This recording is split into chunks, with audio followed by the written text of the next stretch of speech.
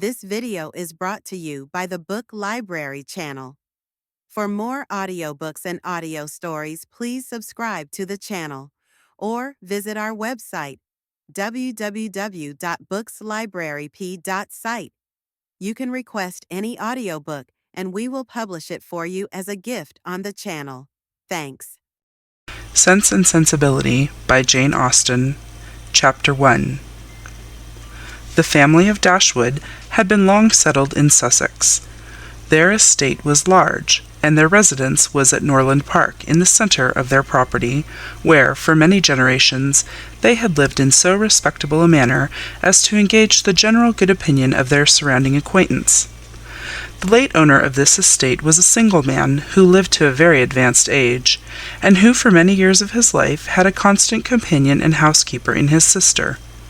But her death, which happened 10 years before his own, produced a great alteration in his home, for to supply her loss, he invited and received into his house the family of his nephew, Mr. Henry Dashwood, the legal inheritor of the Norland estate, and the person to whom he intended to bequeath it. In the society of his nephew and niece, and their children, the old gentleman's days were comfortably spent. His attachment to them all increased. The constant attention of Mr. and Mrs. Henry Dashwood to his wishes, which proceeded not merely from interest, but from goodness of heart, gave him every degree of solid comfort which his age could receive, and the cheerfulness of the children added a relish to his existence. By a former marriage, Mr. Henry Dashwood had one son, by his present lady 3 daughters.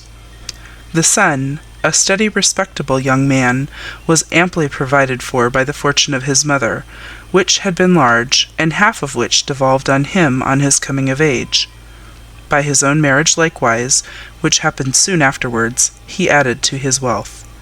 To him, therefore, the succession to the Norland estate was not so really important as to his sisters, for their fortune, independent of what might arise to them from their father's inheriting that property, could be but small.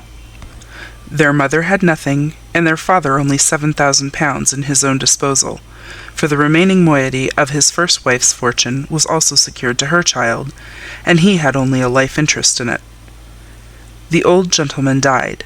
His will was read, and like almost every other will, gave as much disappointment as pleasure.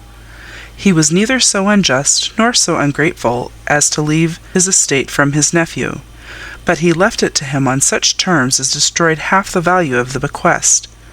Mr. Dashwood had wished for it more for the sake of his wife and daughters than for himself or his son, but to his son and his son's son, a child of 4 years old, it was secured in such a way as to leave himself no power of providing for those who were most dear to him, and who most needed a provision by any charge on the estate, or by any sale of its valuable woods.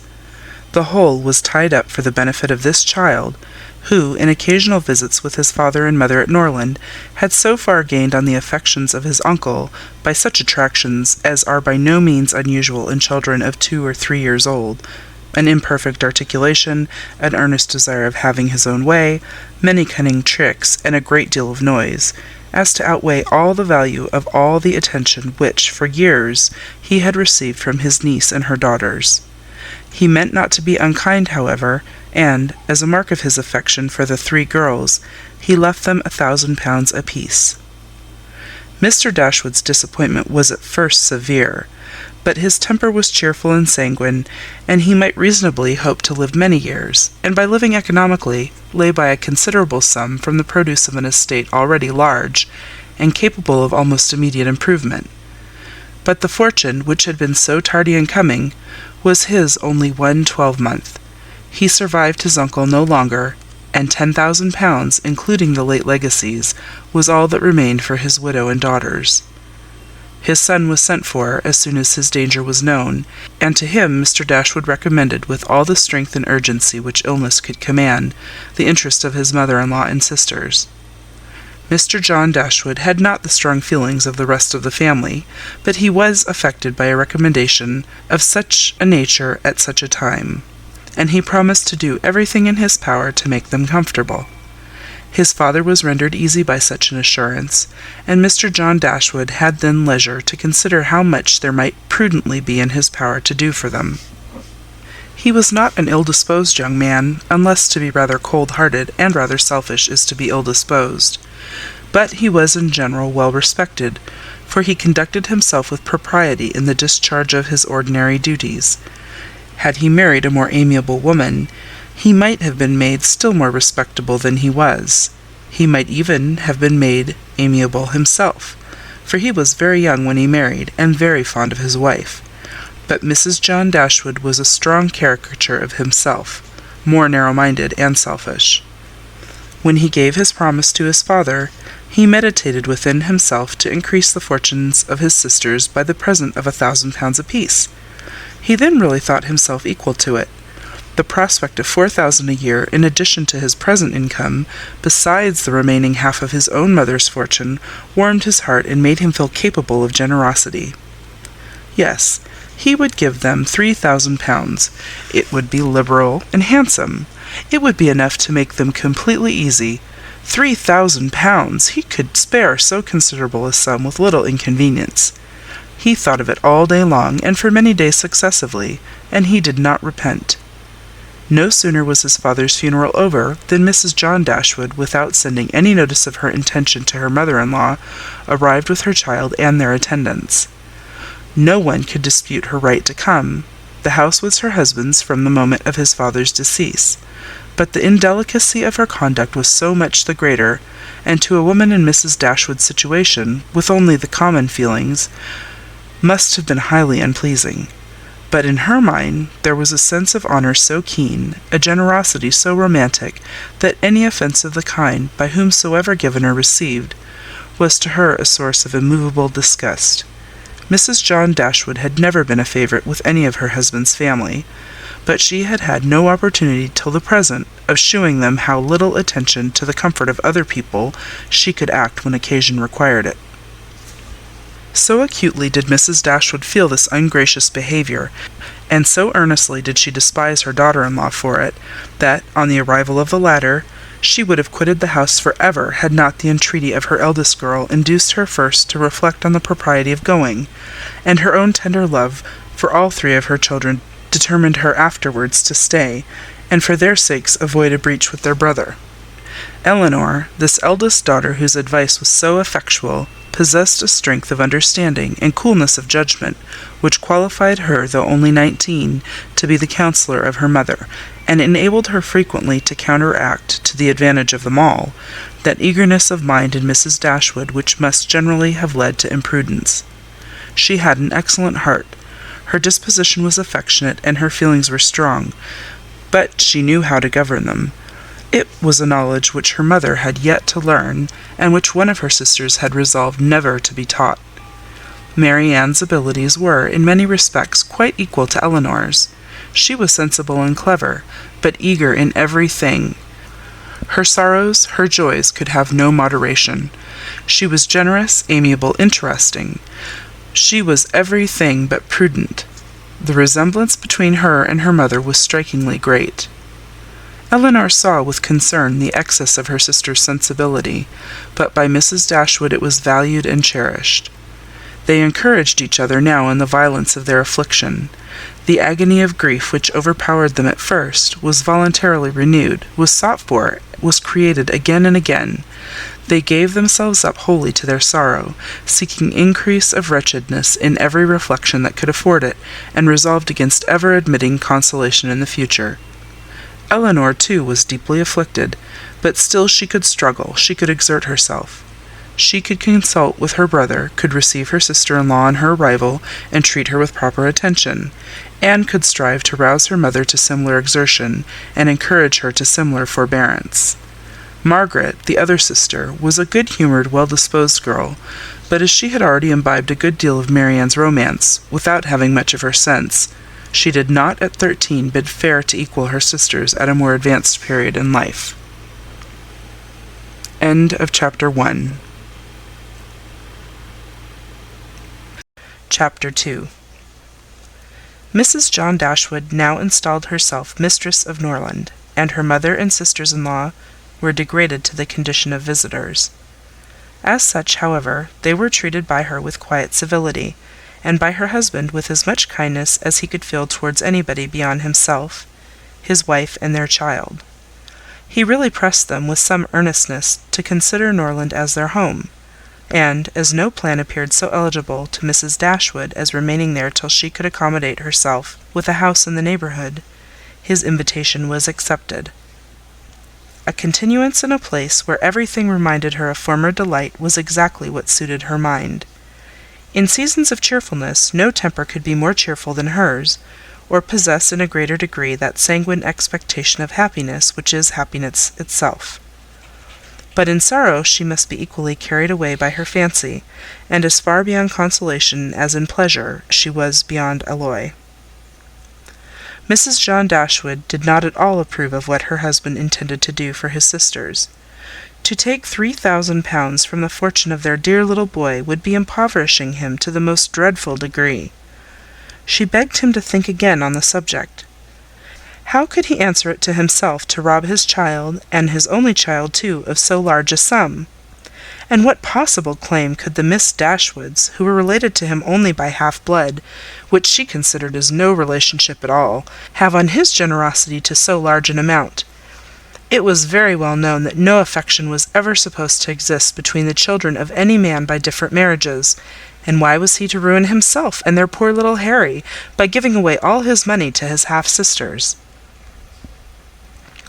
"It was my father's last request to me," replied her husband, "that I should assist his widow and daughters." "He did not know what he was talking of, I dare say. 10 to 1 but he was light-headed at the time. Had he been in his right senses, he could not have thought of such a thing as begging you to give away half your fortune from your own child." "He did not stipulate for any particular sum, my dear Fanny. He only requested me, in general terms, to assist them, and make their situation more comfortable than it was in his power to do. Perhaps it would have been as well if he had left it wholly to myself. He could hardly suppose I should neglect them. But as he required the promise, I could not do less than give it. At least I thought so at the time. The promise therefore was given and must be performed. Something must be done for them whenever they leave Norland and settle in a new home." "Well then, let something be done for them, but that something need not be 3,000 pounds. Consider," she added, "that when the money is once parted with, it never can return. Your sisters will marry, and it will be gone forever. If indeed it could ever be restored to our poor little boy—" "Why, to be sure," said her husband very gravely, "that would make a great difference. The time may come when Harry will regret that so large a sum was parted with. If he should have a numerous family, for instance, it would be a very convenient addition." "To be sure it would." "Perhaps, then, it would be better for all parties if the sum were diminished 1/2. 500 pounds would be a prodigious increase to their fortunes." "Oh, beyond anything great! What brother on earth would do half so much for his sisters, even if really his sisters? And, as it is, only half-blood. But you have such a generous spirit."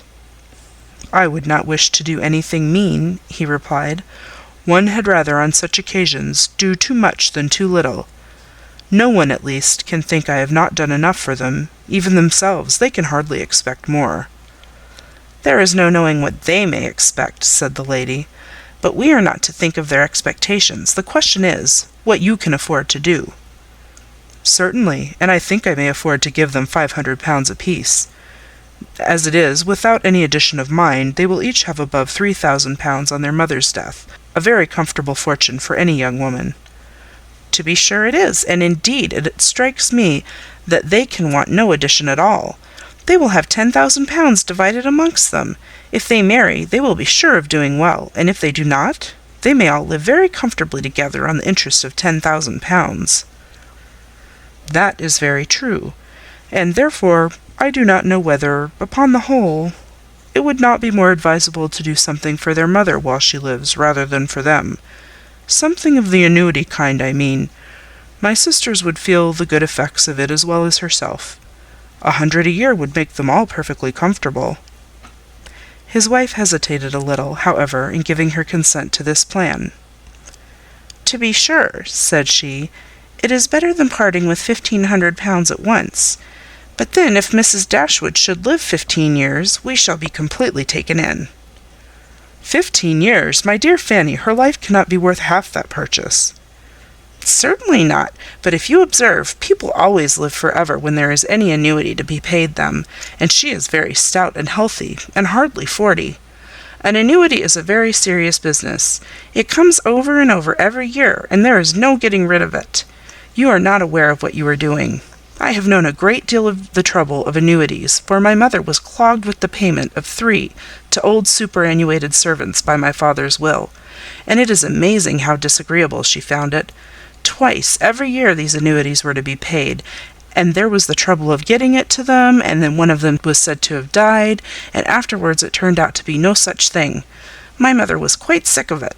Her income was not her own, she said, with such perpetual claims on it, and it was the more unkind in my father, because otherwise the money would have been entirely at my mother's disposal, without any restriction whatever. It has given me such an abhorrence of annuities that I am sure I would not pin myself down to the payment of one for all the world." "It is certainly an unpleasant thing," replied Mr. Dashwood, "to have those kind of yearly drains on one's income. One's fortune, as your mother justly says, is not one's own. To be tied down to the regular payment of such a sum on every rent day is by no means desirable. It takes away one's independence." "Undoubtedly. And after all, you have no thanks for it. They think themselves secure. You do no more than what is expected, and it raises no gratitude at all. If I were you, whatever I did should be done at my own discretion entirely. I would not bind myself to allow them anything yearly. It may be inconvenient some years to spare 100 or even 50 pounds from our own expenses." "I believe you are right, my love. It will be better that there should be no annuity in the case. Whatever I may give them occasionally will be of far greater assistance than a yearly allowance, because they would only enlarge their style of living if they felt sure of a larger income, and would not be 6 pence the richer for it at the end of the year. It will certainly be much the best way. A present of 50 pounds now and then will prevent their ever being distressed for money, and will, I think, be amply discharging my promise to my father." "To be sure it will. Indeed, to say the truth, I am convinced within myself that your father had no idea of your giving them any money at all. The assistance he thought of, I dare say, was only such as might be reasonably expected of you. For instance, such as looking out for a comfortable small house for them, helping them to move their things, and sending them presents of fish and game, and so forth, whenever they are in season. I'll lay my life that he meant nothing farther. Indeed, it would be very strange and unreasonable if he did. Do but consider, my dear Mr. Dashwood, how excessively comfortable your mother-in-law and her daughters may live on the interest of 7,000 pounds, besides the 1,000 pounds belonging to each of the girls, which brings them in 50 pounds a year apiece, and of course they will pay their mother for their board out of it. Altogether they will have 500 a year amongst them, and what on earth can 4 women want for more than that? They will live so cheap. Their housekeeping will be nothing at all. They will have no carriage, no horses, and hardly any servants. They will keep no company, and can have no expenses of any kind. Only conceive how comfortable they will be. 500 a year! I am sure I cannot imagine how they will spend half of it. And as to your giving them more, it is quite absurd to think of it. They will be much more able to give you something." "Upon my word," said Mr. Dashwood, "I believe you are perfectly right. My father certainly could mean nothing more by his request to me than what you say. I clearly understand it now, and I will strictly fulfill my engagement by such acts of assistance and kindness to them as you have described. When my mother removes into another house, my services shall be readily given to accommodate her as far as I can. Some little present of furniture, too, may be acceptable then." "Certainly," returned Mrs. John Dashwood. "But, however, one thing must be considered. When your father and mother moved to Norland, though the furniture of Stanhill was sold, all the china, plate, and linen was saved, and now is left to your mother. Her house will therefore be almost completely fitted up as soon as she takes it." "That is a material consideration, undoubtedly. A valuable legacy indeed, and yet some of the plate would have been a very pleasant addition to our own stock here." "Yes, and the set of breakfast china is twice as handsome as what belongs to this house. A great deal too handsome, in my opinion, for any place they can ever afford to live in. But, however, so it is. Your father thought only of them, and I must say this, that you owe no particular gratitude to him, nor attention to his wishes, for we very well know that if he could, he would have left almost everything in the world to them." This argument was irresistible. It gave to his intentions whatever of decision was wanting before, and he finally resolved that it would be absolutely unnecessary, if not highly indecorous, to do more for the widow and children of his father than such kind of neighbourly acts as his own wife pointed out. End of Chapter 2. Chapter 3. Mrs. Dashwood remained at Norland several months, not from any disinclination to move when the sight of every well-known spot ceased to raise the violent emotion which it produced for a while, for when her spirits began to revive, and her mind became capable of some other exertion than that of heightening its affliction by melancholy remembrances, she was impatient to be gone, and indefatigable in her inquiries for a suitable dwelling in the neighbourhood of Norland, for to remove far from that beloved spot was impossible. But she could hear of no situation that at once answered her notions of comfort and ease, and suited the prudence of her eldest daughter, whose steadier judgment rejected several houses as too large for their income, which her mother would have approved. Mrs. Dashwood had been informed by her husband of the solemn promise on the part of his son in their favour, which gave comfort to his last earthly reflections. She doubted the sincerity of this assurance no more than he had doubted it himself, and she thought of it for her daughter's sake with satisfaction, though as for herself she was persuaded that a much smaller provision than £7,000 would support her in affluence. For their brother's sake, too, for the sake of her own heart, she rejoiced, and she reproached herself for being unjust to his merit before, in believing him incapable of generosity. His attentive behaviour to herself and his sisters convinced her that their welfare was dear to him, and, for a long time, she firmly relied on the liberality of his intentions. The contempt which she had very early in their acquaintance felt for her daughter-in-law was very much increased by the farther knowledge of her character, which half a year's residence in her family afforded, and perhaps in spite of every consideration of politeness or maternal affection on the side of the former, the two ladies might have found it impossible to have lived together so long, had not a particular circumstance occurred to give still greater eligibility, according to the opinions of Mrs. Dashwood, to her daughter's continuance at Norland. This circumstance was a growing attachment between her eldest girl and the brother of Mrs. John Dashwood, a gentlemanlike and pleasing young man, who was introduced to their acquaintance soon after his sister's establishment at Norland, and who had since spent the greatest part of his time there. Some mothers might have encouraged the intimacy from motives of interest, for Edward Ferrars was the eldest son of a man who had died very rich, and some might have repressed it from motives of prudence, for, except a trifling sum, the whole of his fortune depended on the will of his mother. But Mrs. Dashwood was alike uninfluenced by either consideration. It was enough for her that he appeared to be amiable, that he loved her daughter, and that Elinor returned the partiality. It was contrary to every doctrine of hers that difference of fortune should keep any couple asunder who were attracted by resemblance of disposition, and that Elinor's merit should not be acknowledged by everyone who knew her was to her comprehension impossible. Edward Ferrars was not recommended to their good opinion by any peculiar graces of person or address.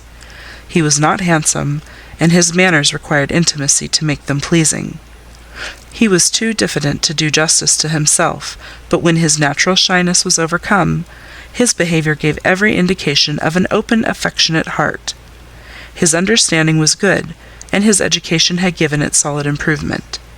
But he was neither fitted by abilities nor disposition to answer the wishes of his mother and sister, who longed to see him distinguished as they hardly knew what. They wanted him to make a fine figure in the world in some manner or other. His mother wished to interest him in political concerns, to get him into Parliament, or to see him connected with some of the great men of the day. Mrs. John Dashwood wished it likewise, but in the meanwhile, till one of these superior blessings could be attained, it would have quieted her ambition to see him driving a barouche. but Edward had no turn for great men or barouches. All his wishes centered in domestic comfort and the quiet of private life. Fortunately, he had a younger brother who was more promising. Edward had been staying several weeks in the house before he engaged much of Mrs. Dashwood's attention, for she was, at that time, in such affliction as rendered her careless of surrounding objects. She saw only that he was quiet and unobtrusive, and she liked him for it. He did not disturb the wretchedness of her mind by ill-timed conversation. She was first called to observe and approve him farther by a reflection which Elinor chanced one day to make on the difference between him and his sister. It was a contrast which recommended him most forcibly to her mother. "It is enough," said she, "to say that he is unlike Fanny is enough. It implies everything amiable. I love him already." "I think you will like him," said Elinor, "when you know more of him." "Like him?" replied her mother with a smile. "I can feel no sentiment of approbation inferior to love." "You may esteem him." "I have never yet known what it was to separate esteem and love." Mrs. Dashwood now took pains to get acquainted with him. Her manners were attaching and soon banished his reserve. She speedily comprehended all his merits. The persuasion of his regard for Elinor perhaps assisted her penetration, but she really felt assured of his worth, and even that quietness of manner which militated against all her established ideas of what a young man's address ought to be, was no longer uninteresting when she knew his heart to be warm and his temper affectionate. No sooner did she perceive any symptom of love in his behaviour to Elinor than she considered their serious attachment as certain, and looked forward to their marriage as rapidly approaching. "In a few months, my dear Marianne," said she, "Elinor will in all probability be settled for life. We shall miss her, but she will be happy." "Oh, mamma, how shall we do without her?" "My love, it will be scarcely a separation. We shall live within a few miles of each other, and shall meet every day of our lives. You will gain a brother, a real affectionate brother. I have the highest opinion in the world of Edward's heart. But you look grave, Marianne. Do you disapprove your sister's choice?" "Perhaps," said Marianne, "I may consider it with some surprise. Edward is very amiable, and I love him tenderly. But yet he is not the kind of young man. There is something wanting. His figure is not striking. It has none of that grace which I should expect in the man who could seriously attach my sister. His eyes want all that spirit, that fire, which at once announce virtue and intelligence. And besides all this, I'm afraid, mamma, he has no real taste. Music seems scarcely to attract him, and though he admires Elinor's drawings very much, it is not the admiration of a person who can understand their worth. It is evident, in spite of his frequent attention to her while she draws, that in fact he knows nothing of the matter. He admires as a lover, not as a connoisseur. To satisfy me, those characters must be united. I could not be happy with a man whose taste did not in every point coincide with my own. He must enter into all feelings. The same books, the same music must charm us both. Oh, mamma, how spiritless, how tame was Edward's manner in reading to us last night! I felt for my sister most severely. Yet she bore it with so much composure, she seemed scarcely to notice. I could hardly keep my seat. To hear those beautiful lines, which have frequently almost driven me wild, pronounced with such impenetrable calmness, such dreadful indifference. He would certainly have done more justice to simple and elegant prose. I thought so at the time, but you would give him Cowper." "Nay, mamma, if he is not to be animated by Cowper, but we must allow for difference of taste. Elinor has not my feelings, and therefore she may overlook it, and be happy with him.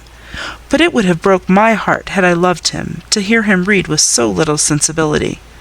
Mamma, the more I know of the world, the more am I convinced that I shall never see a man whom I can really love. I require so much. He must have all Edward's virtues, and his person and manners must ornament his goodness with every possible charm. Remember, my love, that you are not 17. It is yet too early in life to despair of such an happiness. Why should you be less fortunate than your mother? In one circumstance only, Marianne, may your destiny be different from hers." End of Chapter 3. Chapter 4. "What a pity it is, Elinor," said Marianne, "that Edward should have no taste for drawing." "No taste for drawing?" replied Elinor. "Why should you think so? He does not draw himself, indeed, but he has great pleasure in seeing the performances of other people, and I assure you he is by no means deficient in natural taste, though he has not had opportunities of improving it. Had he ever been in the way of learning, I think he would have drawn very well. He distrusts his own judgment in such matters so much that he is always unwilling to give his opinion on any picture, but he has an innate propriety and simplicity of taste, which, in general, direct him perfectly right." Marianne was afraid of offending, and said no more on the subject, but the kind of approbation which Elinor described as excited in him by the drawings of other people was very far from that rapturous delight which, in her opinion, could alone be called taste. Yet, though smiling within herself at the mistake, she honoured her sister for that blind partiality to Edward which produced it. "I hope, Marianne," continued Elinor, "you do not consider him as deficient in general taste. Indeed, I think I may say that you cannot, for your behaviour to him is perfectly cordial, and if that were your opinion, I'm sure you could never be civil to him." Marianne hardly knew what to say. She would not wound the feelings of her sister on any account, and yet to say what she did not believe was impossible. At length she replied, "Do not be offended, Elinor, if my praise of him is not in everything equal to your sense of his merits. I have not had so many opportunities of estimating the minuter propensities of his mind, his inclinations and tastes, as you have, but I have the highest opinion in the world of his goodness and sense. I think him everything that is worthy and amiable." "I am sure," replied Elinor with a smile, "that his dearest friends could not be dissatisfied with such commendation as that. I do not perceive how you could express yourself more warmly." Marianne was rejoiced to find her sister so easily pleased. "Of his sense and his goodness," continued Elinor, "no one can, I think, be in doubt, who has seen him often enough to engage him in unreserved conversation. The excellence of his understanding and his principles can be concealed only by that shyness which too often keeps him silent. You know enough of him to do justice to his solid worth, but of his minuter propensities, as you call them, you have from peculiar circumstances been kept more ignorant than myself.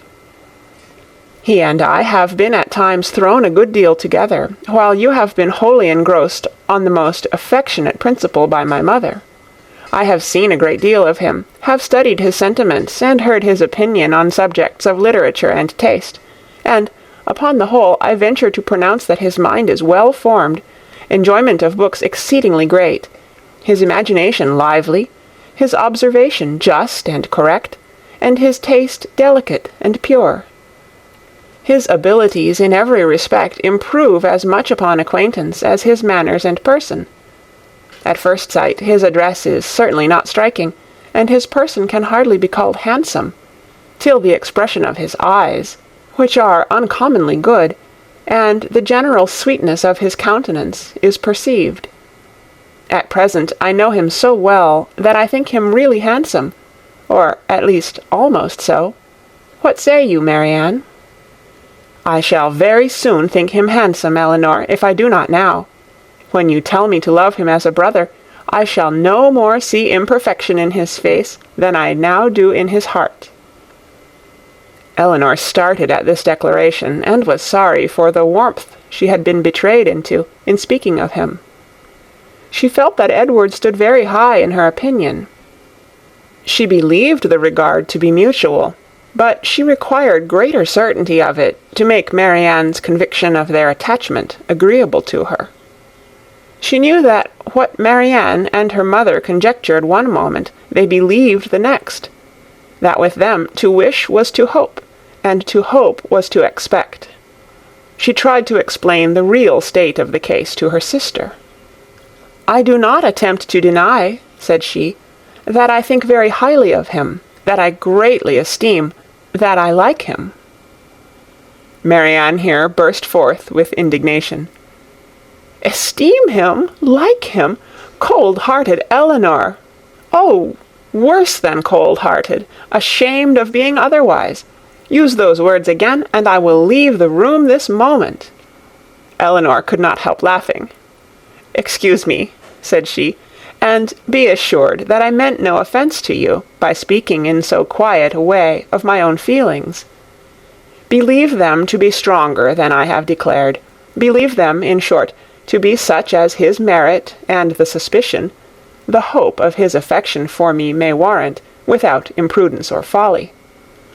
But farther than this you must not believe. I am by no means assured of his regard for me.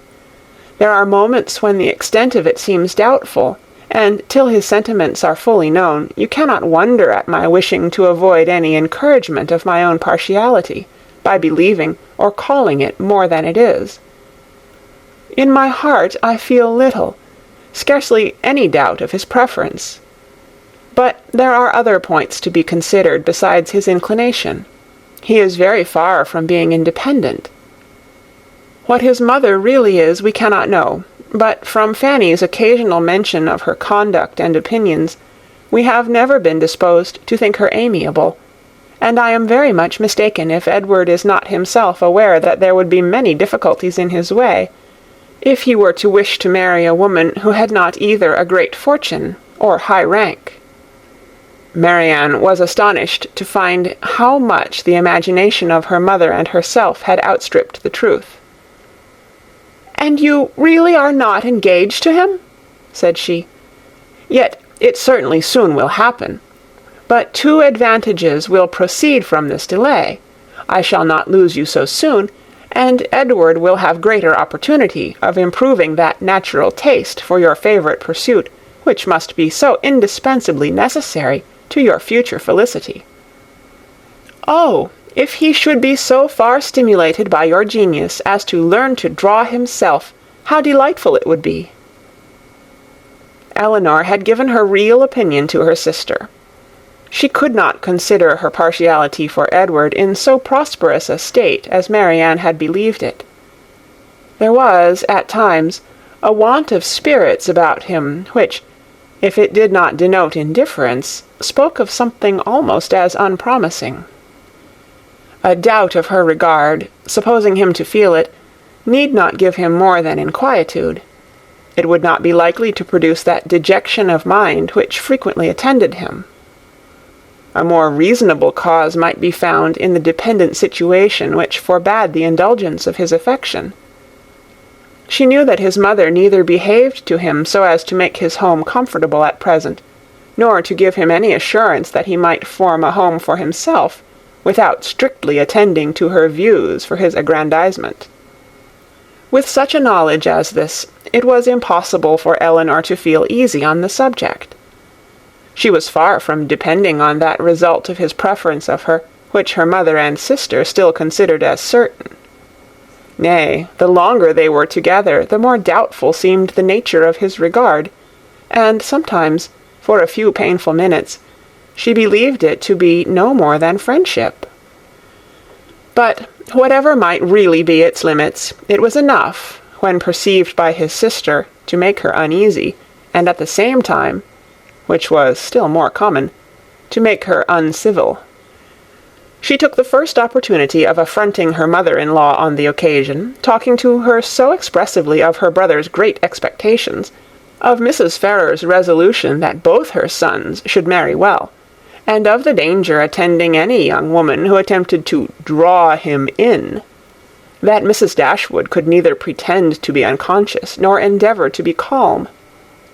She gave her an answer which marked her contempt, and instantly left the room, resolving that, whatever might be the inconvenience or expense of so sudden a removal, her beloved Elinor should not be exposed another week to such insinuations. In this state of her spirits, a letter was delivered to her from the post, which contained a proposal particularly well timed. It was the offer of a small house, on very easy terms, belonging to a relation of her own, a gentleman of consequence and property in Devonshire. The letter was from this gentleman himself, and written in the true spirit of friendly accommodation. He understood that she was in need of a dwelling, and though the house he now offered her was merely a cottage, he assured her that everything should be done to it which she might think necessary, if the situation pleased her.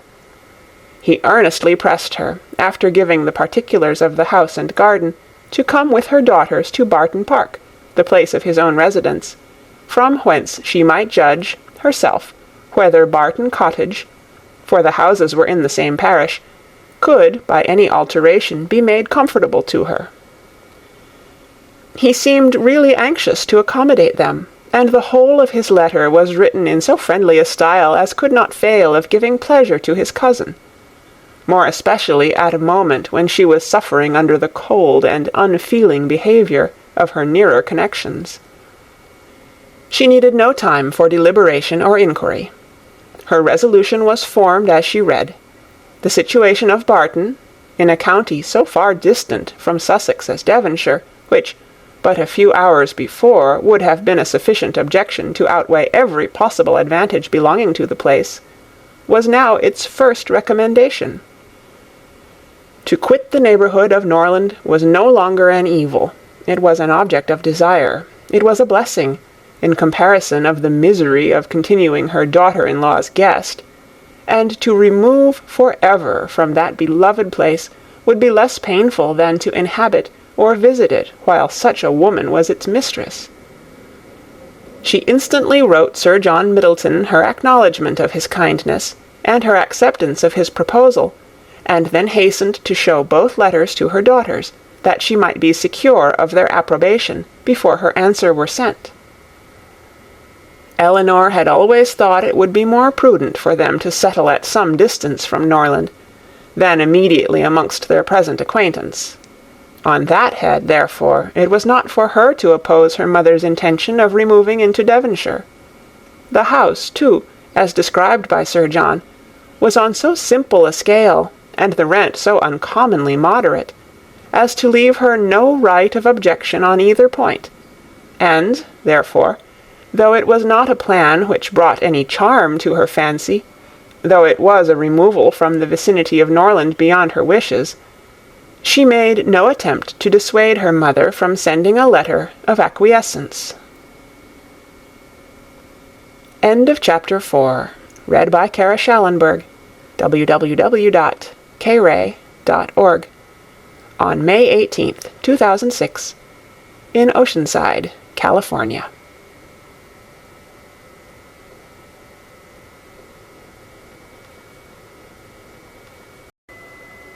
Chapter 5. No sooner was her answer dispatched than Mrs. Dashwood indulged herself in the pleasure of announcing to her son-in-law and his wife that she was provided with a house, and should incommode them no longer than till everything were ready for her inhabiting it. They heard her with surprise. Mrs. John Dashwood said nothing, but her husband civilly hoped that she would not be settled far from Norland. She had great satisfaction in replying that she was going into Devonshire. Edward turned hastily towards her on hearing this, and, in a voice of surprise and concern, which required no explanation to her, repeated, "Devonshire? Are you indeed going there? So far from hence, and to what part of it?" She explained the situation. It was within 4 miles northward of Exeter. "It is but a cottage," she continued, "but I hope to see many of my friends in it. A room or two can easily be added, and if my friends find no difficulty in travelling so far to see me, I am sure I will find none in accommodating them." She concluded with a very kind invitation to Mr. and Mrs. John Dashwood to visit her at Barton, and to Edward she gave one with still greater affection. Though her late conversation with her daughter-in-law had made her resolve on remaining at Norland no longer than was avoidable, it had not produced the smallest effect on her in that point to which it principally tended. To separate Edward and Elinor was as far from being her object as ever, and she wished to show Mrs. John Dashwood, by this pointed invitation to her brother, how totally she disregarded her disapprobation of the match. Mr. John Dashwood told his mother again and again how exceedingly sorry he was that she had taken a house at such a distance from Norland as to prevent his being of any service to her in removing her furniture. He really felt conscientiously vexed on the occasion, for the very exertion to which he had limited the performance of his promise to his father was by this arrangement rendered impracticable. The furniture was all sent around by water. It chiefly consisted of household linen, plate, china, and books, with a handsome pianoforte of Marianne's. Mrs. John Dashwood saw the packages depart with a sigh. She could not help feeling it hard that as Mrs. Dashwood's income would be so trifling in comparison with their own, she should have any handsome article of furniture. Mrs. Dashwood took the house for a 12-month. It was ready furnished, and she might have immediate possession. No difficulty arose on either side in the agreement, and she waited only for the disposal of her effects at Norland, and to determine her future household, before she set off for the West, and this, as she was exceedingly rapid in the performance of everything that interested her, was soon done. The horses which were left her by her husband had been sold soon after his death, and an opportunity now offering of disposing of her carriage, she agreed to sell that likewise, at the earnest advice of her eldest daughter. For the comfort of her children, had she consulted only her own wishes, she would have kept it, but the discretion of Elinor prevailed. Her wisdom, too, limited the number of their servants to 3, 2 maids and a man, with whom they were speedily provided from amongst those who had formed their establishment at Norland.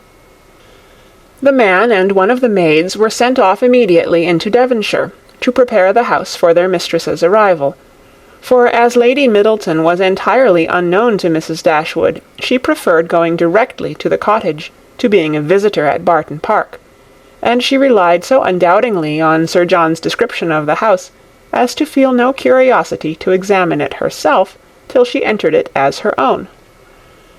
Her eagerness to be gone from Norland was preserved from diminution by the evident satisfaction of her daughter-in-law in the prospect of her removal, a satisfaction which was but feebly attempted to be concealed under a cold invitation to her to defer her departure. Now was the time when her son-in-law's promise to his father might with particular propriety be fulfilled. Since he had neglected to do it on first coming to the estate, their quitting his house might be looked on as the most suitable period for its accomplishment. But Mrs. Dashwood began shortly to give over every hope of the kind, and to be convinced, from the general drift of his discourse, that his assistance extended no farther than their maintenance for 6 months at Norland. He so frequently talked of the increasing expenses of housekeeping, and of the perpetual demands upon his purse, which a man of any consequence in the world was beyond calculation exposed to, that he seemed rather to stand in need of more money himself, than to have any design of giving money away. In a very few weeks from the day which brought Sir John Middleton's first letter to Norland, everything was so far settled in their future abode as to enable Mrs. Dashwood and her daughters to begin their journey. Many were the tears shed by them in their last adieus to a place so much beloved. "Dear, dear Norland," said Marianne, as she wandered alone before the house, on the last evening of their being there. "When shall I cease to regret you? When learn to feel a home elsewhere? Oh, happy house, could you know what I suffer in now viewing you from this spot, from whence perhaps I may view you no more. And you, ye well-known trees, but you will continue the same. No leaf will decay because we are removed, nor any branch become motionless, although we can observe you no longer. No, you will continue the same, unconscious of the pleasure or the regret you occasion, and insensible of any change in those who walk under your shade. But who will remain to enjoy you?" End of chapter 5. Read by Kara Schallenberg. www.booklibrary.com kray.org, on May 18th, 2006, in Oceanside, California.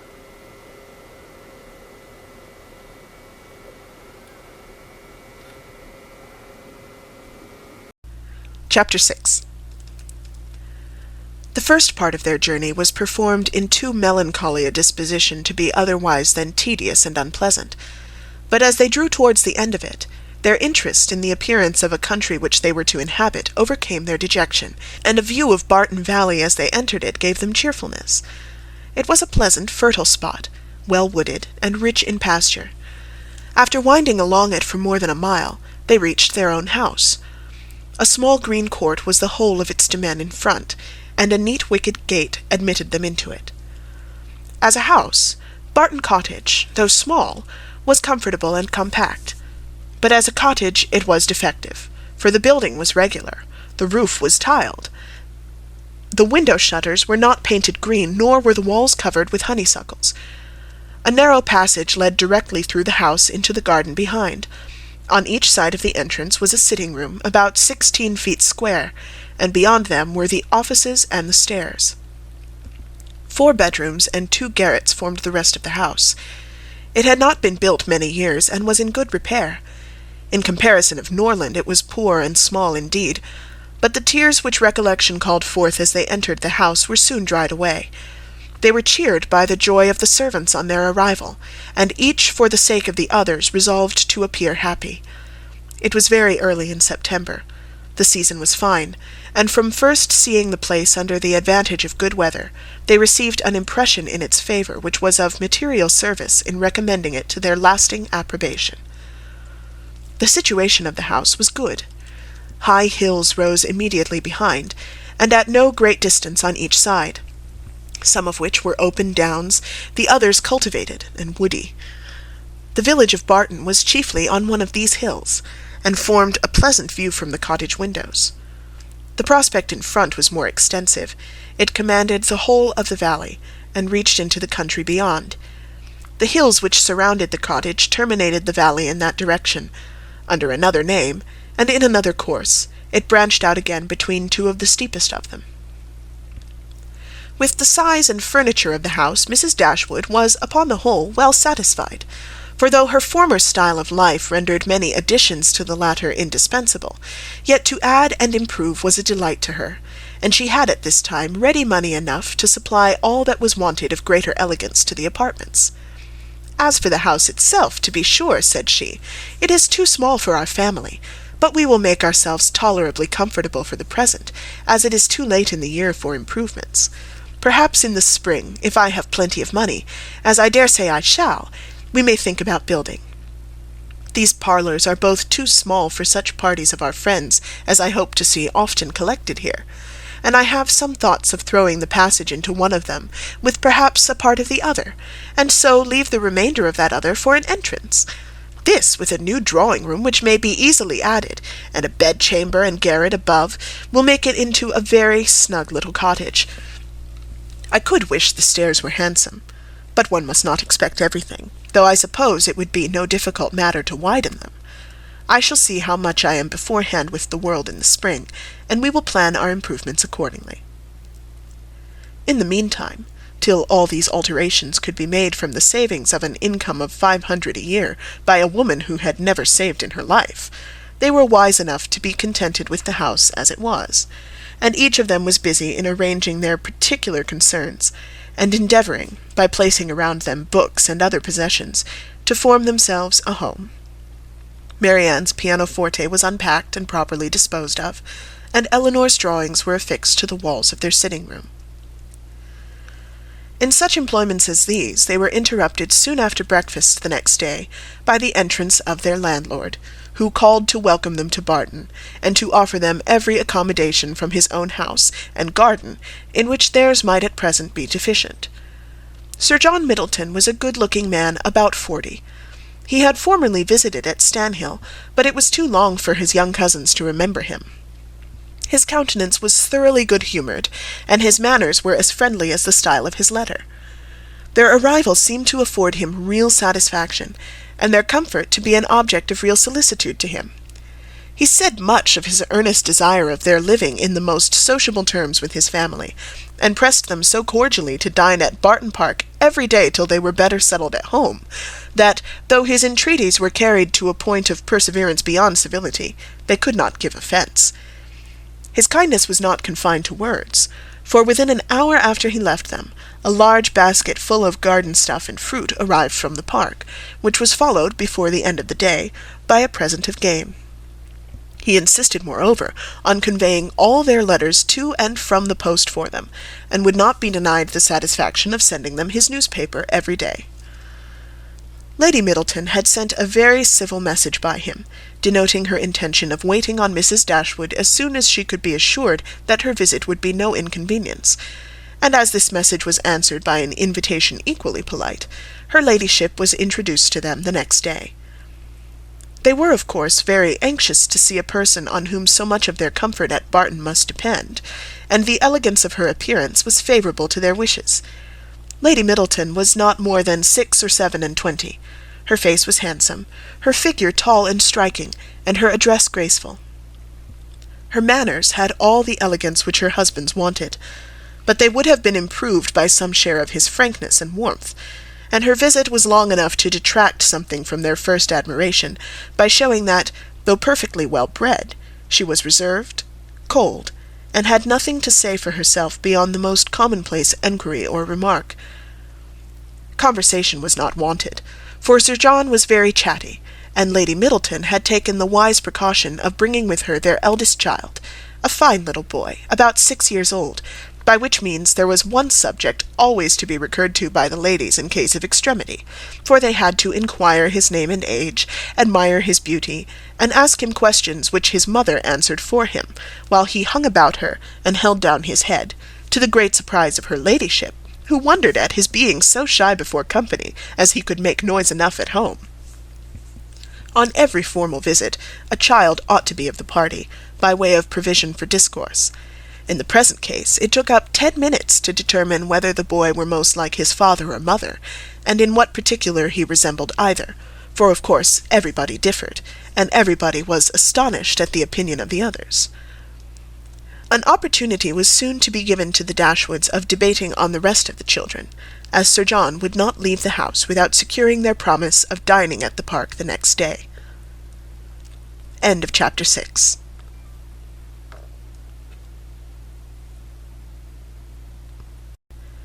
Chapter 7. Barton Park was about half a mile from the cottage. The ladies had passed near it in their way along the valley, but it was screened from their view at home by the projection of a hill. The house was large and handsome, and the Middletons lived in a style of equal hospitality and elegance. The former was for Sir John's gratification, the latter for that of his lady. They were scarcely ever without some friends staying with them in the house, and they kept more company of every kind than any other family in the neighbourhood. It was necessary to the happiness of both, for however dissimilar in temper and outward behaviour, they strongly resembled each other in that total want of talent and taste which confined their employments, unconnected with such as society produced within a very narrow compass. Sir John was a sportsman, Lady Middleton a mother. He hunted and shot, and she humoured her children, and these were their only resources. Lady Middleton had the advantage of being able to spoil her children all the year round, while Sir John's independent employments were in existence only half the time. Continual engagements at home and abroad, however, supplied all the deficiencies of nature and education, supported the good spirits of Sir John, and gave exercise to the good breeding of his wife. Lady Middleton piqued herself upon the elegance of her table, and of all her domestic arrangements, and from this kind of vanity was her greatest enjoyment in any of their parties. But Sir John's satisfaction in society was much more real. He delighted in collecting about him more young people than his house would hold, and the noisier they were, the better he was pleased. He was a blessing to all the juvenile part of the neighbourhood, for in summer he was forever forming parties to eat cold ham and chicken out of doors, and in winter his private balls were numerous enough for any young lady who was not suffering under the unsatiable appetite of 15. The arrival of a new family in the country was always a matter of joy to him, and in every point of view he was charmed with the inhabitants he had now procured for his cottage at Barton. The Miss Dashwoods were young, pretty, and unaffected. It was enough to secure his good opinion, for to be unaffected was all that a pretty girl could want to make her mind as captivating as her person. The friendliness of his disposition made him happy in accommodating those whose situation might be considered, in comparison with the past, as unfortunate. In showing kindness to his cousins, therefore, he had the real satisfaction of a good heart, and in settling a family of females only in his cottage, he had all the satisfaction of a sportsman. For a sportsman, though he esteems only those of his sex who are sportsmen likewise, is not often desirous of encouraging their taste by admitting them to a residence within his own manor. Mrs. Dashwood and her daughters were met at the door of the house by Sir John, who welcomed them to Barton Park with unaffected sincerity, and as he attended them to the drawing-room, repeated to the young ladies the concern which the same subject had drawn from him the day before, at being unable to get any smart young men to meet them. They would see, he said, only one gentleman there besides himself, a particular friend who was staying at the park, but who was neither very young nor very gay. He hoped they would all excuse the smallness of the party, and could assure them it should never happen so again. He had been to several families that morning in hopes of procuring some addition to their number, but it was moonlight, and everybody was full of engagements. Luckily, Lady Middleton's mother had arrived at Barton within the last hour, and as she was a very cheerful, agreeable woman, he hoped the young ladies would not find it so very dull as they might imagine. The young ladies, as well as their mother, were perfectly satisfied with having 2 entire strangers of the party, and wished for no more. Mrs. Jennings, Lady Middleton's mother, was a good-humoured, merry, fat, elderly woman, who talked a great deal, seemed very happy, and rather vulgar. She was full of jokes and laughter, and before dinner was over had said many witty things on the subject of lovers and husbands, hoped they had not left their hearts behind them in Sussex, and pretended to see them blush whether they did or not. Marianne was vexed at it for her sister's sake, and turned her eyes toward Elinor to see how she bore these attacks, with an earnestness which gave Elinor far more pain than could arise from such commonplace raillery as Mrs. Jennings's. Colonel Brandon, the friend of Sir John, seemed no more adapted by resemblance of manner to his friend than Lady Middleton was to be his wife, or Mrs. Jennings to be Lady Middleton's mother. He was silent and grave. His appearance, however, was not unpleasing, in spite of his being, in the opinion of Marianne and Margaret, an absolute old bachelor, for he was on the wrong side of 35, but though his face was not handsome, his countenance was sensible, and his address was particularly gentlemanlike. There was nothing in any of the party which could recommend them as companions to the Dashwoods, but the cold insipidity of Lady Middleton was so particularly repulsive, that in comparison of it, the gravity of Colonel Brandon, and even the boisterous mirth of Sir John and his mother-in-law, was interesting. Lady Middleton seemed to be roused to enjoyment only by the entrance of her 4 noisy children after dinner, who pulled her about, tore her clothes, and put an end to every kind of discourse except what related to themselves. In the evening, as Marianne was discovered to be musical, she was invited to play. The instrument was unlocked, everybody prepared to be charmed, and Marianne, who sang very well, at their request went through the chief of the songs which Lady Middleton had brought into the family on her marriage, and which perhaps had lain ever since in the same position on the pianoforte, for her ladyship had celebrated that event by giving up music, although by her mother's account she had played extremely well, and by her own was very fond of it. Marianne's performance was highly applauded. Sir John was loud in his admiration at the end of every song, and as loud in his conversation with the others while every song lasted. Lady Middleton frequently called him to order, wondered how anyone's attention could be diverted from music for a moment, and asked Marianne to sing a particular song which Marianne had just finished. Colonel Brandon alone of all the party heard her without being in raptures. He paid her only the compliment of attention, and she felt a respect for him on the occasion which the others had reasonably forfeited by their shameless want of taste. His pleasure in music, though it amounted not to that ecstatic delight which alone could sympathize with her own, was estimable when contrasted against the horrible insensibility of the others, and she was reasonable enough to allow that a man of 35 might well have outlived all acuteness of feeling and every exquisite power of enjoyment. She was perfectly disposed to make every allowance for the Colonel's advanced state of life which humanity required. End of chapter 7.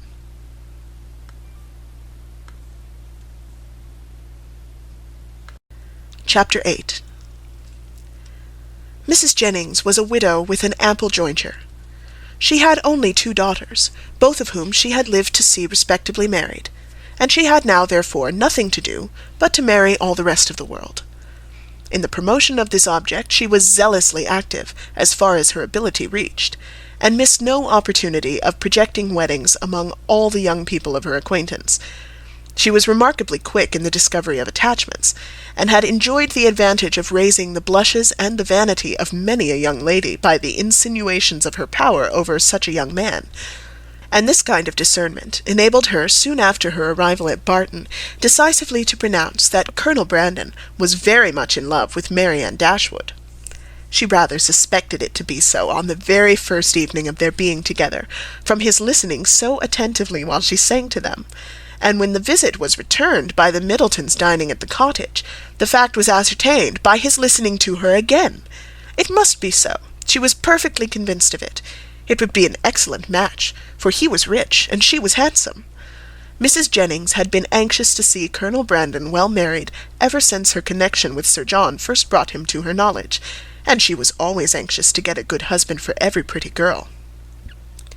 The immediate advantage to herself was by no means inconsiderable, for it supplied her with endless jokes against them both. At the park she laughed at the Colonel, and in the cottage at Marianne. To the former her raillery was probably, as far as it regarded only himself, perfectly indifferent, but to the latter it was at first incomprehensible, and when its object was understood, she hardly knew whether most to laugh at its absurdity or censure its impertinence, for she considered it as an unfeeling reflection on the Colonel's advanced years, and on his forlorn condition as an old bachelor. Mrs. Dashwood, who could not think a man 5 years younger than herself so exceedingly ancient as he appeared to the youthful fancy of her daughter, ventured to clear Mrs. Jennings from the probability of wishing to throw ridicule on his age. "But at least, mamma, you cannot deny the absurdity of the accusation, though you may not think it intentionally ill-natured. Colonel Brandon is certainly younger than Mrs. Jennings, but he is old enough to be my father, and if he were ever animated enough to be in love, must have long outlived every sensation of the kind. It is too ridiculous. When is a man to be safe from such wit, if age and infirmity will not protect him?" "Infirmity!" said Elinor. "Do you call Colonel Brandon infirm? I can easily suppose that his age may appear much greater to you than to my mother, but you can hardly deceive yourself as to his having the use of his limbs. Did you not hear him complain of the rheumatism? And is that not the commonest infirmity of declining life?" "My dearest child," said her mother, laughing, "at this rate you must be in continual terror of my decay, and it must seem to you a miracle that my life has been extended to the advanced age of 40. "Mamma, you are not doing me justice. I know very well that Colonel Brandon is not old enough to make his friends yet apprehensive of losing him in the course of nature. He may live 20 years longer, but 35 has nothing to do with matrimony." "Perhaps," said Elinor, 35 and 17 had better not have anything to do with matrimony together. "But if there should by any chance happen to be a woman who is single at 27, I should not think Colonel Brandon's being 35 any objection to his marrying her." "A woman of 27, said Marianne, after pausing a moment, "can never hope to feel or inspire affection again, and if her home be uncomfortable, or her fortune small, I can suppose that she might bring herself to submit to the offices of a nurse, for the sake of the provision and security of a wife. In his marrying such a woman, therefore, there would be nothing unsuitable. It would be a compact of convenience, and the world would be satisfied. In my eyes it would be no marriage at all, but that would be nothing. To me it would seem only a commercial exchange, in which each wished to be benefited at the expense of the other."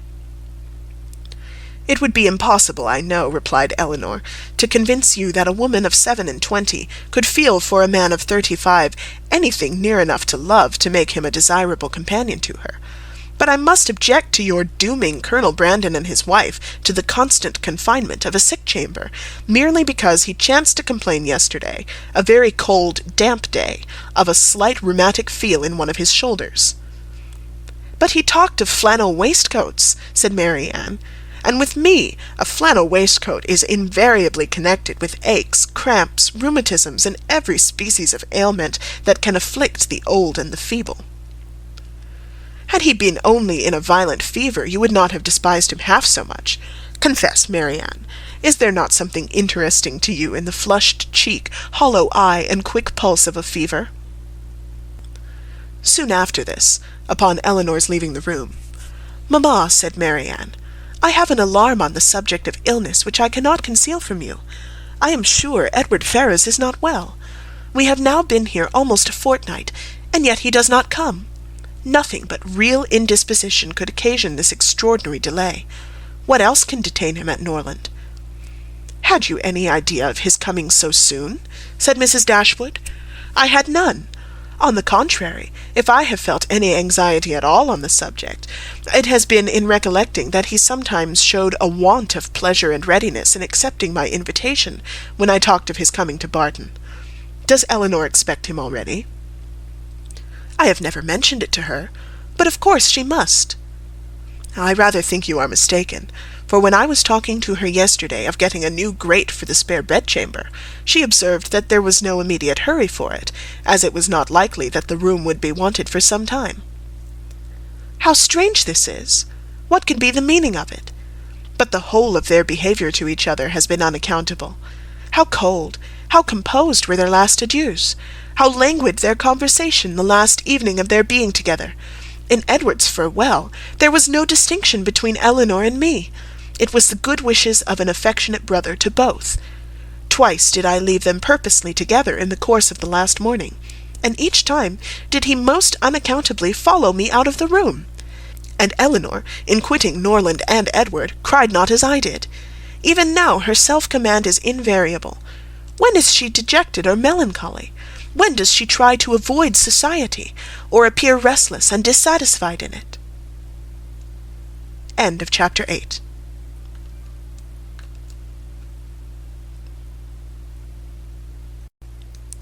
Chapter 9. The Dashwoods were now settled at Barton with tolerable comfort to themselves. The house and the garden, with all the objects surrounding them, were now become familiar, and the ordinary pursuits, which had given to Norland half its charms, were engaged in again with far greater enjoyment than Norland had been able to afford, since the loss of their father. Sir John Middleton, who called on them every day for the first fortnight, and who was not in the habit of seeing much occupation at home, could not conceal his amazement on finding them always employed. Their visitors, except those from Barton Park, were not many, for, in spite of Sir John's urgent entreaties that they would mix more in the neighbourhood, and repeated assurances of his carriage being always at their service, the independence of Mrs. Dashwood's spirit overcame the wish of society for her children, and she was resolute in declining to visit any family beyond the distance of a walk. There were but few who could be so classed, and it was not all of them that were attainable. About 1.5 miles from the cottage, along the narrow winding valley of Allenham, which issued from that of Barton, as formerly described, the girls had, in one of their earliest walks, discovered an ancient, respectable-looking mansion, which, by reminding them a little of Norland, interested their imagination, and made them wish to be better acquainted with it. But they learnt on enquiry that its possessor, an elderly lady of very good character, was unfortunately too infirm to mix with the world, and never stirred from home. The whole country about them abounded in beautiful walks. The high downs, which invited them from almost every window of the cottage to seek the exquisite enjoyment of air on their summits, were a happy alternative when the dirt of the valleys beneath shut up their superior beauties, and towards one of these hills did Marianne and Margaret one memorable morning direct their steps, attracted by the partial sunshine of a showery sky, and unable longer to bear the confinement which the settled rain of the 2 preceding days had occasioned.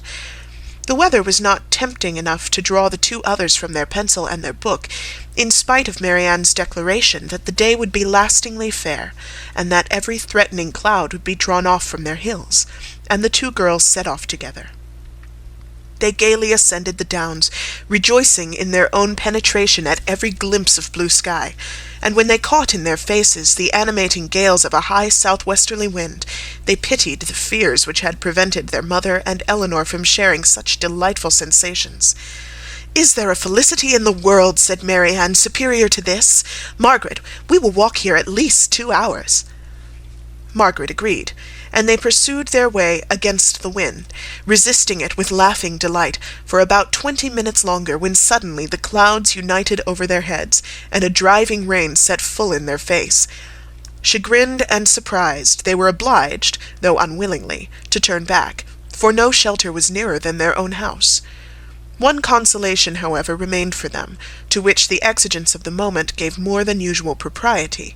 It was that of running with all possible speed down the steep side of the hill, which led immediately to their garden gate. They set off. Marianne had at first the advantage, but a false step brought her suddenly to the ground, and Margaret, unable to stop herself to assist her, was involuntarily hurried along, and reached the bottom in safety. A gentleman carrying a gun, with 2 pointers playing around him, was passing up the hill, and within a few yards of Marianne when her accident happened.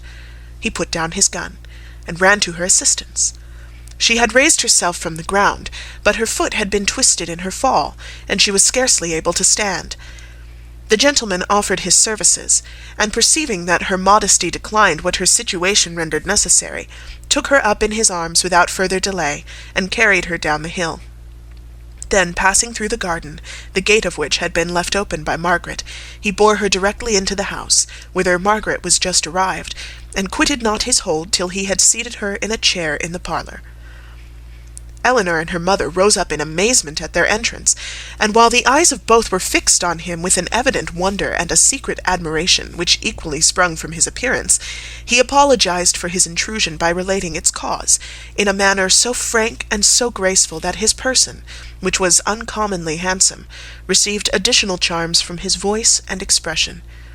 Had he been even old, ugly, and vulgar, the gratitude and kindness of Mrs. Dashwood would have been secured by any act of attention to her child, but the influence of youth, beauty, and elegance gave an interest to the action which came home to her feelings.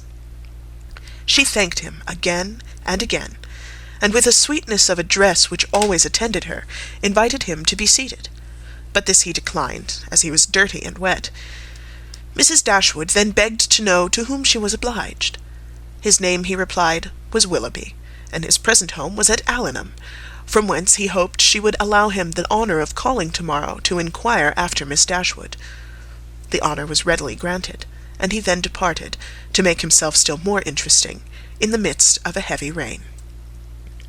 His manly beauty and more than common gracefulness were instantly the theme of general admiration, and the laugh which his gallantry raised against Marianne received particular spirit from his exterior attractions. Marianne herself had seen less of his person than the rest, for the confusion which crimsoned over her face on his lifting her up had robbed her of the power of regarding him after their entering the house. But she had seen enough of him to join in all the admiration of the others, and with an energy which always adorned her praise. His person and air were equal to what her fancy had ever drawn for the hero of a favourite story, and in his carrying her into the house with so little previous formality, there was a rapidity of thought which particularly recommended the action to her. Every circumstance belonging to him was interesting. His name was good, his residence was in their favourite village, and she soon found out that, of all manly dresses, a shooting jacket was the most becoming. Her imagination was busy, her reflections were pleasant, and the pain of a sprained ankle was disregarded.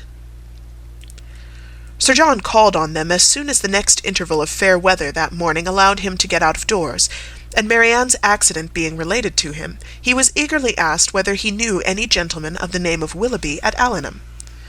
"Willoughby!" cried Sir John. "What, is he in the country? That is good news, however. I will ride over to-morrow, and ask him to dinner on Thursday." "You know him, then?" said Mrs. Dashwood. Know him?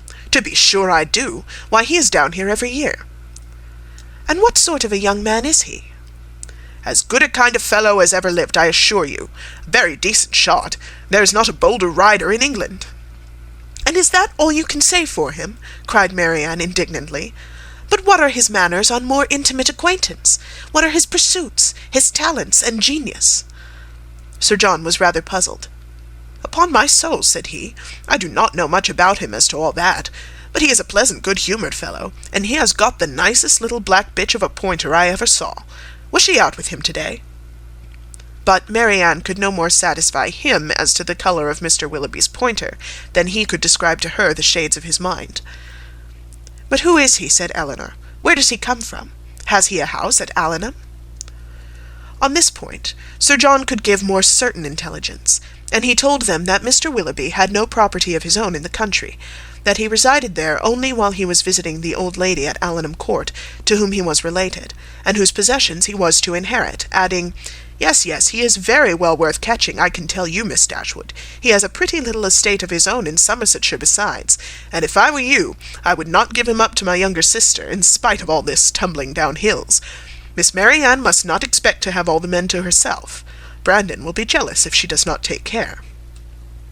I do not believe, said Mrs. Dashwood, with a good-humoured smile, that Mr. Willoughby will be incommoded by the attempts of either of my daughters toward what you call catching him. It is not an employment to which they have been brought up. Men are very safe with us, let them be ever so rich. I am glad to find, however, from what you say, that he is a respectable young man, and one whose acquaintance will not be ineligible. He is as good a sort of fellow, I believe, as ever lived, repeated Sir John. I remember last Christmas, at a little hop at the park, he danced from 8 o'clock till 4 without once sitting down. Did he indeed? Cried Marianne, with sparkling eyes. And with elegance? With spirit? Yes, and he was up again at 8 to ride to covert. That is what I like. That is what a young man ought to be. Whatever his pursuits, his eagerness in them should know no moderation, and leave him no sense of fatigue. I see how it will be, said Sir John. I see how it will be. You will be setting your cap at him now, and never think of poor Brandon. That is an expression, Sir John, said Marianne warmly, which I particularly dislike. I abhor every commonplace phrase by which wit is intended, and setting one's cap at a man or making a conquest are the most odious of all. Their tendency is gross and illiberal, and if their construction could ever be deemed clever, time has long ago destroyed all its ingenuity. Sir John did not much understand this reproof, but he laughed as heartily as if he did, and then replied, You will make conquests enough, I dare say, one way or another. Poor Brandon, he's quite smitten already, and he is very well worth setting your cap at, I can tell you, in spite of all this tumbling about and spraining of ankles. End of chapter 9.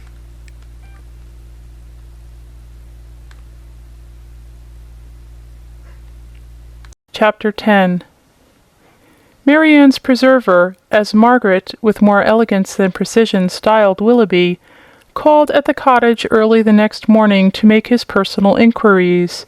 He was received by Mrs. Dashwood with more than politeness, with a kindness which Sir John's account of him and her own gratitude prompted, and everything that passed during the visit tended to assure him of the sense, elegance, mutual affection, and domestic comfort of the family to whom accident had now introduced him. Of their personal charms he had not required a second interview to be convinced.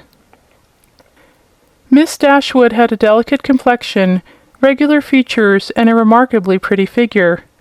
Marianne was still handsomer. Her form, though not so correct as her sister's, in having the advantage of height, was more striking, and her face was so lovely that when, in the common cant of praise, she was called a beautiful girl, truth was less violently outraged than usually happens. Her skin was very brown, but from its transparency her complexion was uncommonly brilliant. Her features were all good, her smile was sweet and attractive, and in her eyes, which were very dark, there was a life, a spirit, an eagerness which could hardly be seen without delight. From Willoughby their expression was at first held back by the embarrassment which the remembrance of his assistance created, but when this passed away, when her spirits became collected, When she saw that to the perfect good breeding of the gentleman he united frankness and vivacity, and above all when she heard him declare that of music and dancing he was passionately fond, she gave him such a look of approbation as secured the largest share of his discourse to herself for the rest of his stay.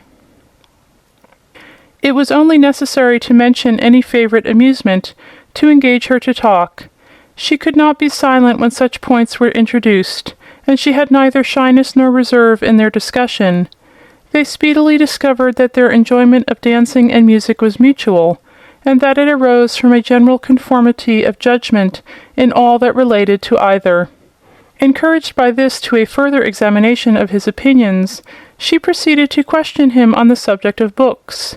Her favorite authors were brought forward, and dwelt upon with so rapturous a delight, that any young man of 25 must have been insensible indeed not to become an immediate convert to the excellence of such works, however disregarded before. Their taste was strikingly alike.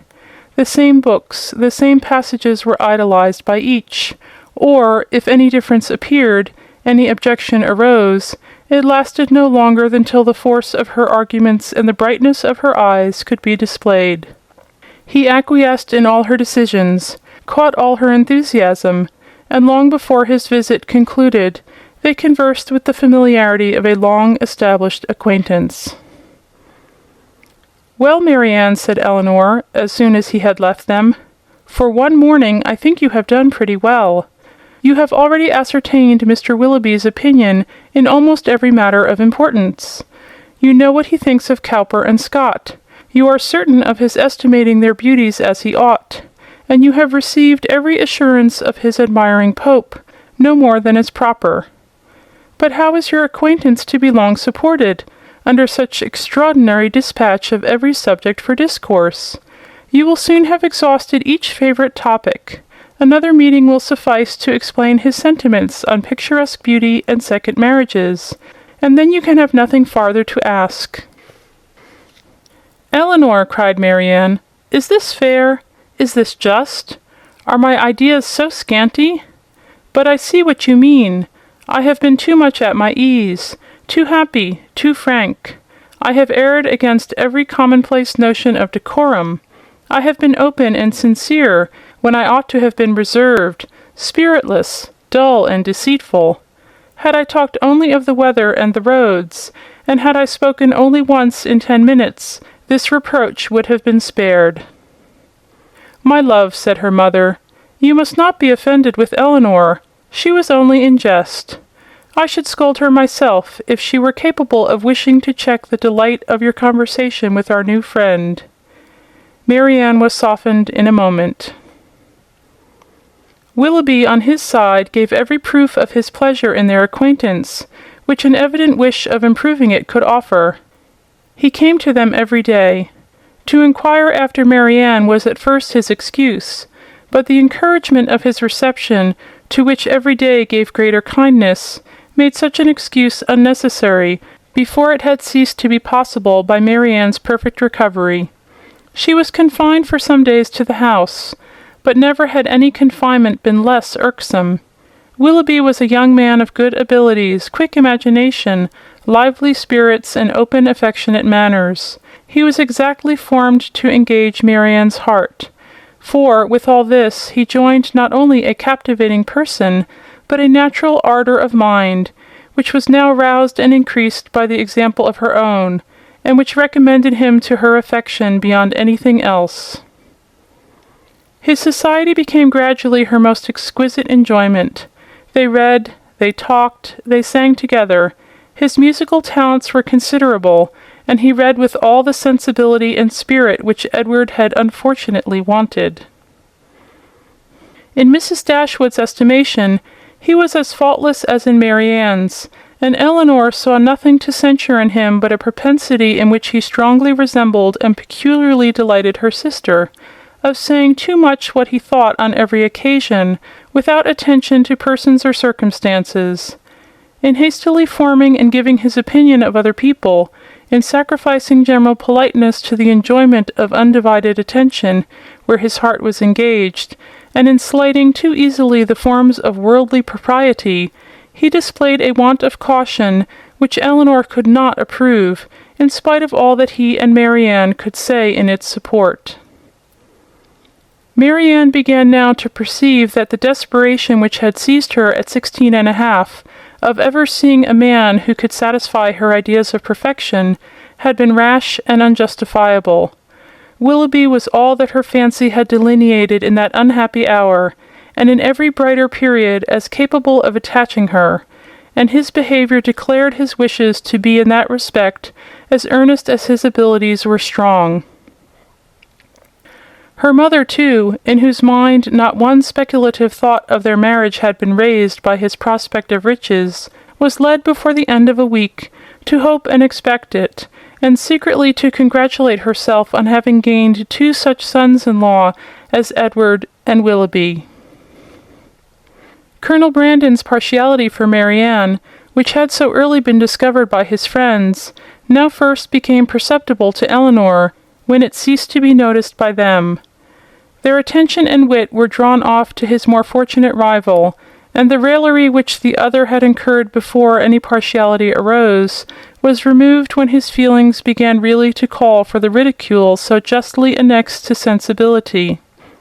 Elinor was obliged, though unwillingly, to believe that the sentiments which Mrs. Jennings had assigned him for her own satisfaction were now actually excited by her sister, and that however a general resemblance of disposition between the parties might forward the affection of Mr. Willoughby, an equally striking opposition of character was no hindrance to the regard of Colonel Brandon. She saw it with concern, for what could a silent man of 35 hope, when opposed by a very lively one of 25? And as she could not even wish him successful, she heartily wished him indifferent. She liked him, in spite of his gravity and reserve.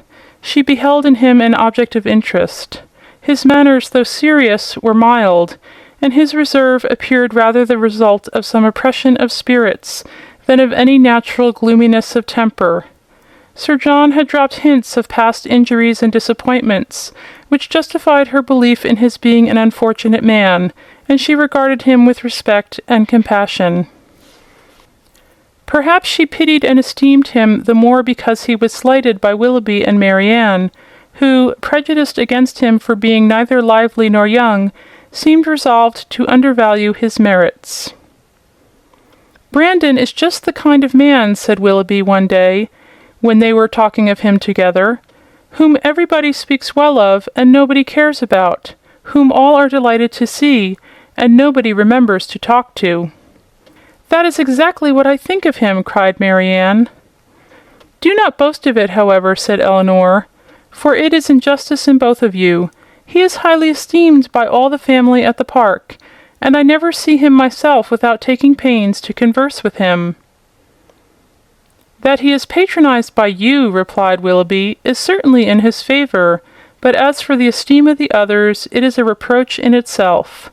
Who would submit to the indignity of being approved by such women as Lady Middleton and Mrs. Jennings, that could command the indifference of anybody else? But perhaps the abuse of such people as yourself and Marianne will make amends for the regard of Lady Middleton and her mother. If their praise is censure, your censure may be praise, for they are not more undiscerning than you are prejudiced and unjust. In defense of your protégé, you can even be saucy." "My protégé, as you call him, is a sensible man, and sense will always have attractions for me. Yes, Marianne, even in a man between 30 and 40. He has seen a great deal of the world, has been abroad, has read, and has a thinking mind. I have found him capable of giving me much information on various subjects, and he has always answered my inquiries with the readiness of good breeding and good nature." "That is to say," cried Marianne contemptuously, "he has told you that in the East Indies the climate is hot, and the mosquitoes are troublesome." "He would have told me so, I doubt not, had I made any such inquiries, but they happened to be points on which I had been previously informed."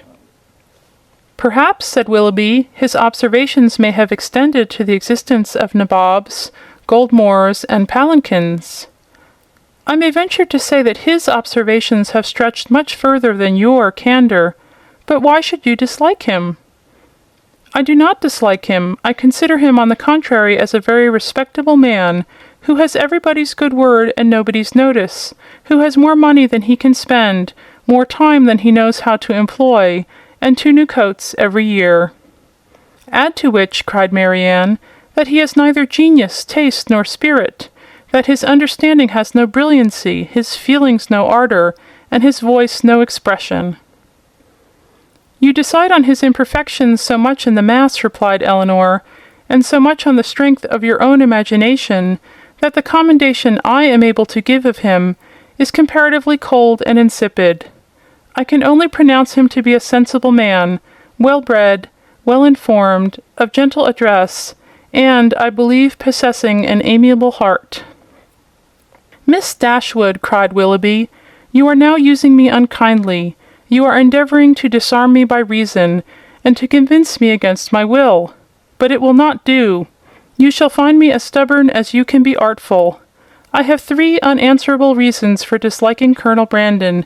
He has threatened me with rain when I wanted it to be fine. He has found fault with the hanging of my curricle, and I cannot persuade him to buy my brown mare. If it will be any satisfaction to you, however, to be told that I believe his character to be in other respects irreproachable, I am ready to confess it. And in return for an acknowledgment which must give me some pain, you cannot deny me the privilege of disliking him as much as ever. End of chapter 10.